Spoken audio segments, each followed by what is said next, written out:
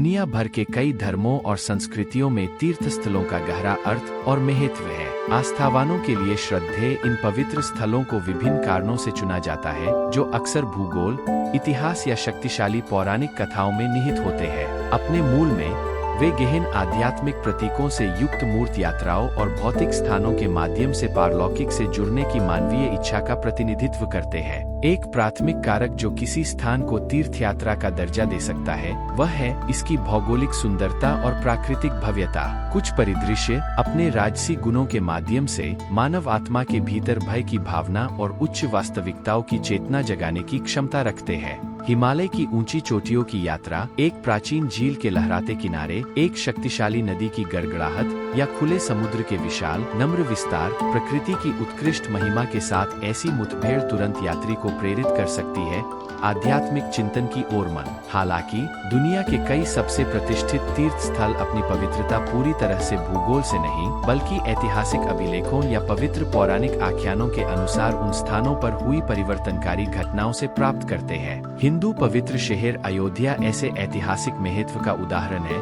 जो दिव्य पुरुष भगवान राम के जन्मस्थान और प्राचीन साम्राज्य के रूप में प्रतिष्ठित है। जबकि रामायण महाकाव्य की घटनाएं इतिहास में दर्ज होने से पहले की है, हिंदू विद्वानों ने धर्मग्रंथ के छंदों के भीतर ज्योतिषीय संदर्भों की सावधानी पूर्वक जांच की है। इस खगोलीय प्रासंगिक विश्लेषण के माध्यम से वे लगभग राम के जीवन को 6वीं सहस्राब्दी ईसा पूर्व बताते हैं। हालांकि निर्णायक पुरातात्विक साक्ष्यों की कमी को देखते हुए निष्कर्ष अटकले ही है। अन्य तीर्थ स्थान कथित ऐतिहासिक तथ्य के बजाय सम्मोहक पौराणिक कथाओं और रूपक कथावाचन में डूबी उत्पत्ति के माध्यम से अपनी विशिष्ट स्थिति प्राप्त करते हैं। इसका एक शक्तिशाली मामला दक्षिणी भारत में मैसूर शहर महिषासुर से लिया गया है, जो देवी माँ दुर्गा के भक्तों के लिए एक प्रमुख तीर्थ स्थल है। इस पवित्र स्थल का महत्व दुर्गा की चरम लड़ाई और राक्षसी भैंसशंकर महिषासुर पर जीत की पौराणिक कहानी से मिलता है, जिसकी हार उसी स्थान पर हुई थी। जबकि कहानी की घटनाएं सत्यापन योग्य इतिहास के बजाय प्रतीकात्मक रूपक क्षेत्र में मौजूद है, यह समृद्ध पौराणिक कथा गहन आध्यात्मिक सच्चाइयों को प्रदान करने के लिए एक प्रतिमान उपकरण के रूप में कार्य करती है।